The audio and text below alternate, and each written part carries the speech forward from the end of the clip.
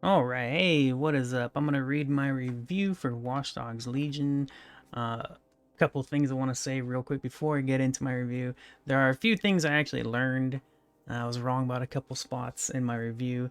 I overall scored it an 8 out of 10. This is the first review I scored so high that I wrote kind of nothing but complaints.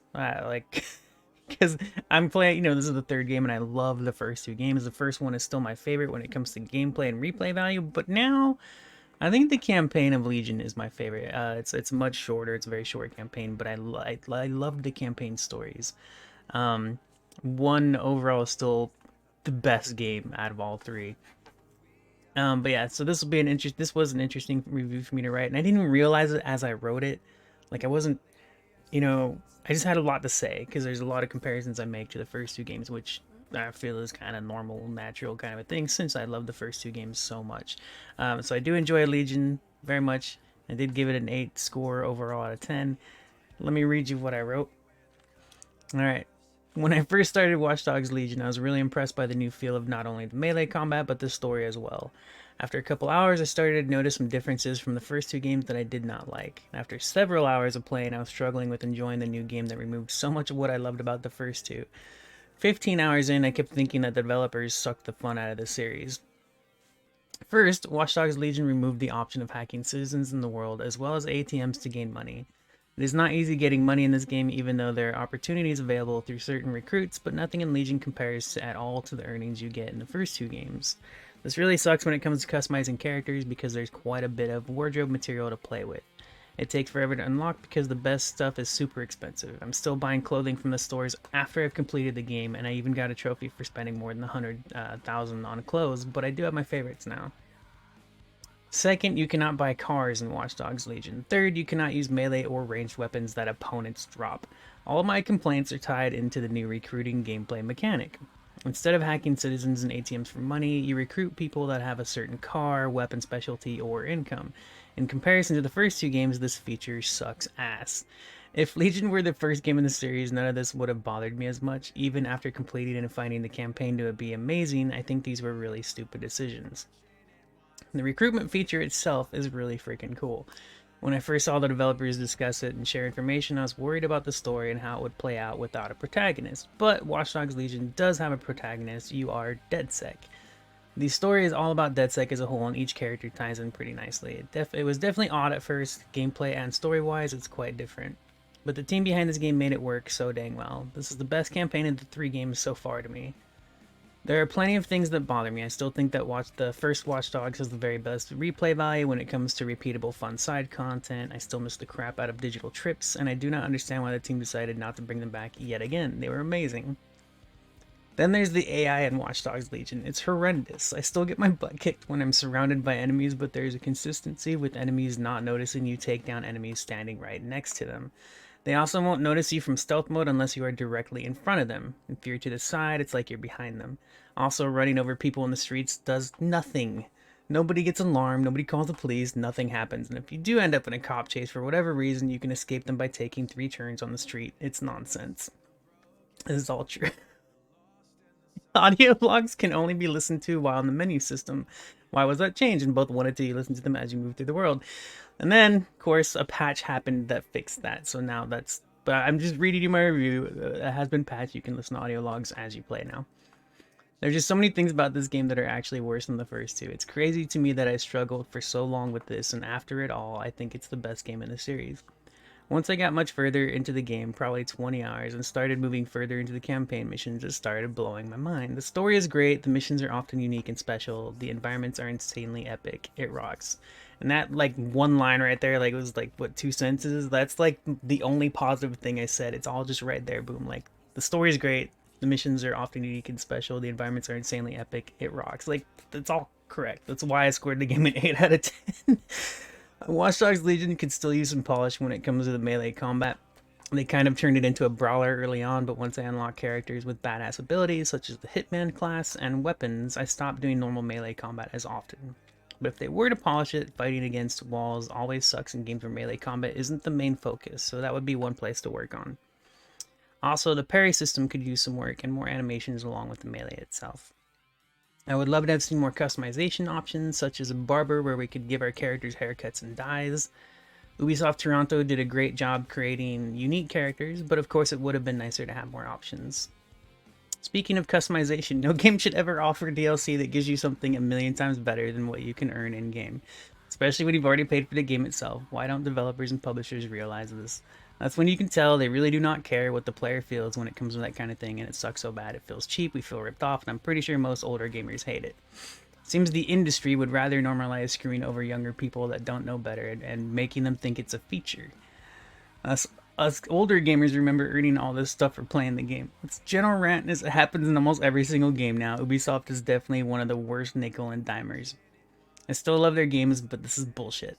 Also, you can't even outright buy a bundle you might want. You literally have to spend $20 to get a $15 package. F you. Anyways, I really didn't think I'd change my mind so much about Watch Dogs Legion after I'd played 15 hours. I was not expecting it to get so good, and for myself to fall into the rhythm of it. I still prefer the first two games by far when it comes to the hacking system, as it's involved with the city for car chases and the citizens, but everything else is so great in Legion. I'm looking forward to seeing what they do with multiplayer. I may have given the game a 9 or a 10 if my favorite parts of the first two games were not removed. Okay, let me see. Alright, and then I posted an update on the review later saying, like, you know, I returned to Watch Dogs 2, it's much smoother and easier to pick up and play. Yeah, so that's mostly my review. There's a small little update that's, you know, whatever. Just kind of comparing it to 2 after I returned it to it. And it is easier to go back to 1 and 2 as far as gameplay, because they're just more fun to play, kind of like the new everything here. It's so weird because what happened was, instead of like everything that was in the game, the first 2 games by default, right? Because of the new recruit system, instead of things being default, such as your cars and weapons like guns and stuff, everything was limited to the recruit system. So you had to rely on recruits to have a car. You can steal any car like in the world, right? You can get in any car at all and drive around and stuff. But if you want specific cars or customizations on those cars, you have to have a character that literally comes with a car. So just everything, the recruit system is cool. Like, I love it as an idea, as a concept, and I want more of it. Like, I would hope that there's some form of the recruit system in the next game. Like, I actually like it. It's very fun. It's very cool. But they restricted everything to it. You know, just like your money earnings. Although I did find, so there were a few things that I found out. My God, a runny nose. I don't know why. It's itchy and stuff. Sorry. So I did find there are actually ATMs in the world that you can hack. All right, that they have a cooldown on them. I don't remember the first 2 games having a cooldown, but I never, you know, I never really spammed them. So there are ATMs. You can hack people in the city. You have to have a certain recruit that allows you to do that. Again, everything's restricted to the characters that you recruit onto your team, rather than just letting you do the normal things that you used to be able to do in the first 2 games. On top of that, I was talking about the ETO earnings, like the clothes and customizations cost so much money, and what the in-game currency is called ETO, and you get none. The game gives you nothing in comparison to how much stuff costs. So the grind there, like, if I glitched the game. I've never gone out of my way to glitch a game, but I wanted the customizations for my characters and my vehicles, even though I barely ever use vehicles. I wanted the decals on my guns. There aren't many, but I wanted them, and they're incredibly expensive. And in order to legitimately get everything unlocked, it costs $2 million in the game, 2 million ETO. The campaign itself gives you maybe 100k at the most. I don't know. I never added it up. I know I've talked to people on Discord about it, and they're like, no, you make so much money from doing the campaign. And I'm like, not when you start buying stuff. There are literally like a couple weapon decals, and I think even the car decals that cost 15k to 20k just for one. So when people were telling me like they have 60k and they think it's a lot, I've had people in Discord tell me they think 20k is a lot, and I'm just like, are you not buying stuff? Because there are cheap clothes, like cheap customizations. There are ones around like 500, 800 and stuff, whatever. But like there's a lot, it all adds up if you want everything. And of course you don't have to have everything, but man, I'm the kind of person that I want everything, man, you know, like duh. Like why wouldn't you want everything? Why wouldn't you want to have a full access to any kind of customization for your characters and all that stuff, you know? It literally costs 2 million. 2 million something, you know, it's 2 million minimum, you know, right, to get everything. And the ETO earnings that you get from completing missions, like general replay missions and stuff like that, is like 100 to 200, something like that, 100 to 200. And if you ever played the first two games, like everywhere you went, you would the minimum you get would like be like 500, you know, $500 or whatever, and you would easily have hundreds of thousands of dollars in the first two games easily. You know, you could run around for an hour or two and get like $1 million or $2 million in the other two games.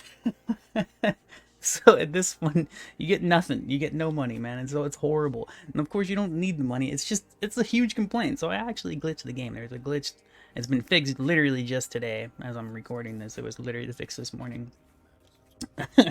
They finally fixed the ETO glitch, but I thought they would have waited to fix that glitch until they actually adjusted the in-game earnings, but of course not. You know, let's just get rid of the glitch and then continue screwing the players over, you know. This doesn't make any sense to me. Anyway, that's a long ass time for me to complain about the in-game money, but that's like, come on, man, it's bullcrap, especially in comparison to the first two games. Yeah, so the recruit system, you're stuck with, you know, certain gun types are attached to certain people, NPCs that you can recruit and play as. You know, you play as anybody. This is real, and it's pretty cool. It's pretty neat. They have different class types, which are actually end up being very fun. The thing about it is, like, you can literally play the entire game as one character, especially if you don't have permadeath enabled. And permadeath only enables at a certain part of the campaign. I think it's like an hour into the game. I'm not sure. It's a little bit into the campaign. It doesn't take too long. I did a bunch of side content before I even enabled permadeath, like through the campaign. I thought it was going to be enabled automatically from starting the game, but apparently there's like a point in the game in the story where you reach and then it tells you, all right, now permadeath is on.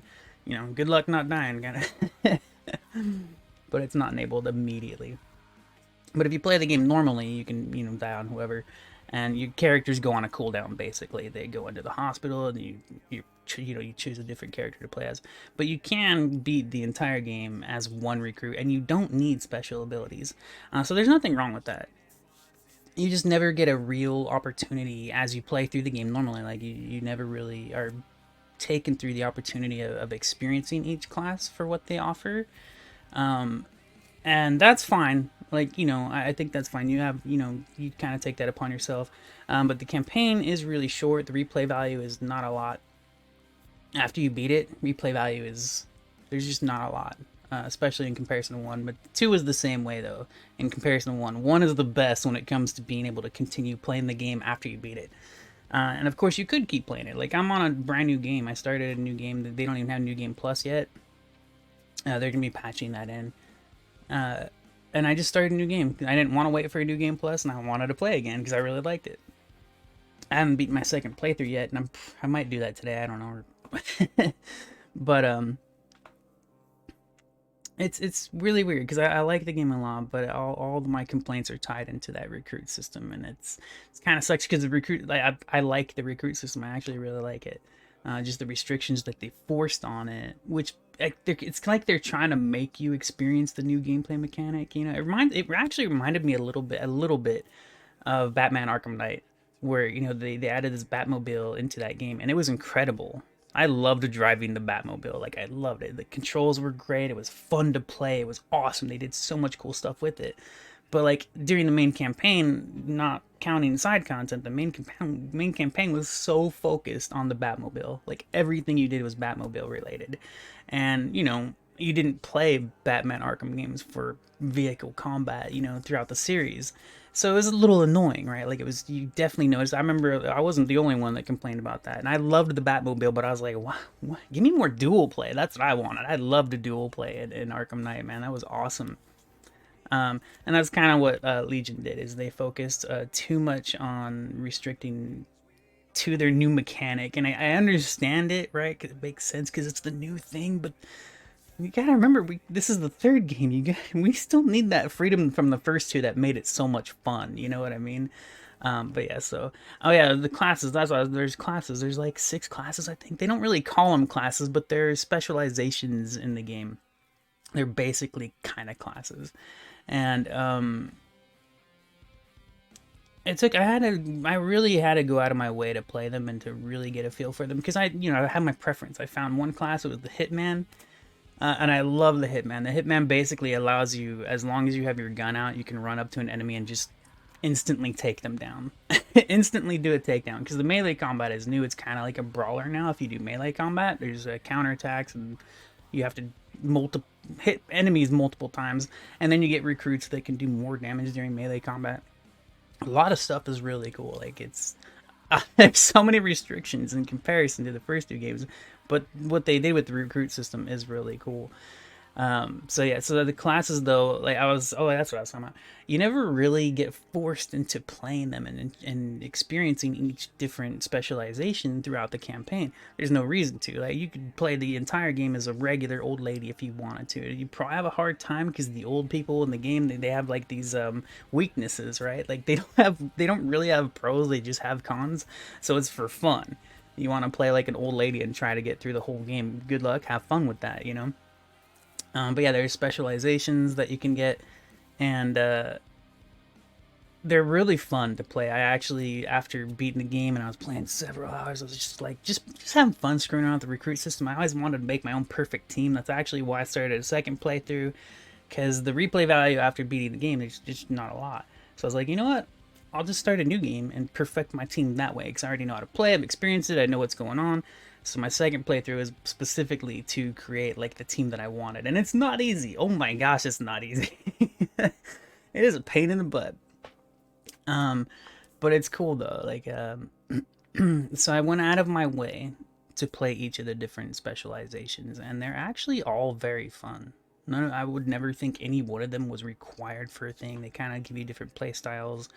People are still begging for a sniper kind of thing. They don't really have a sniper. They do have a spy, like it's a focused on stealth, like gunplay and whatever, but they don't have a sniper, which kind of makes sense because I'm like playing through it. There's not many opportunities for sniping. Like, there's really no reason for you to snipe. Now you could, but there's like, there's no real reason for it.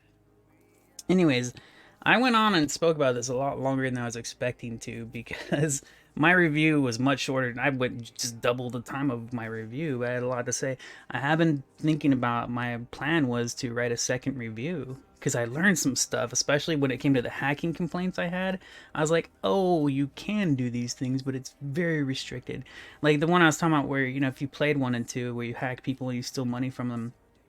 In this one, it's limited to certain recruits. And then on top of that, you can't just spam it because there's a cooldown on all your hacking. There's a cooldown on your abilities. They're basically now, instead of just being hacking, now it's an ability you have, and the ability has a cooldown. It's not like super long, but it's long enough to be like, damn it, I used to be able to do this spam all day, So yeah, even if you can hack people to get money from them, not only is the money not worth it because you don't get any money for crap in the game in comparison to the stuff that what it costs, but there's the cooldown on it, so but there was a few things I learned that I was wrong about. I was like, oh, whoops, like, of course it's restricted. And then the other thing I learned was, apparently, like, I didn't know this, I found out through Discord discussions, was like, apparently each of these games in the Watch Dogs series from 1 to 2 and 3 had a different development team on it. I imagine some of them might be leftovers. Some of them, they might have a few people in there that were on the other team. I don't know. I didn't go look it up. I probably, I could. I'm like, whatever. But that's what we were talking about. And I was like, oh, that makes sense. It makes sense why they did things so differently. That's one thing to add like a new mechanic, but like, I never understood why they would like add like this super cool new thing and then like ruin the most fun things about the first 2 in order to make the new thing work. Like, I was I was like, this doesn't make sense. Like why?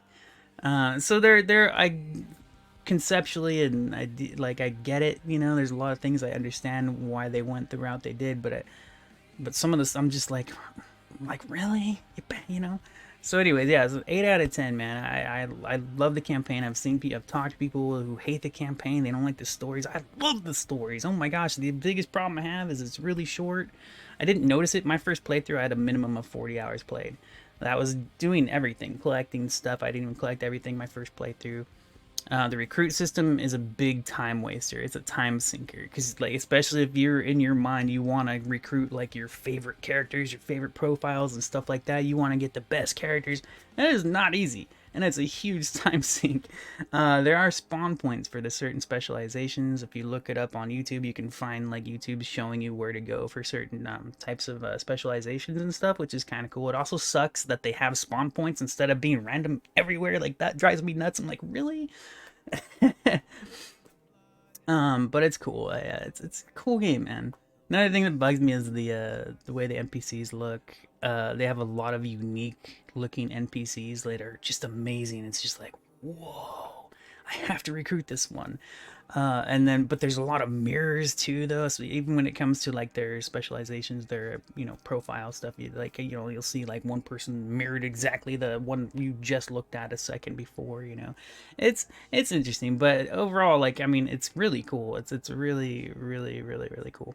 I know I have like probably a couple other things in relation to that I probably want to continue talking about, but I've already gone on way too long. I've already gone on way past my actual like review. I usually just read my review, but there's a lot to say about Legion. They're really like, I could talk about Legion for quite a while because there's so much stuff involved in there.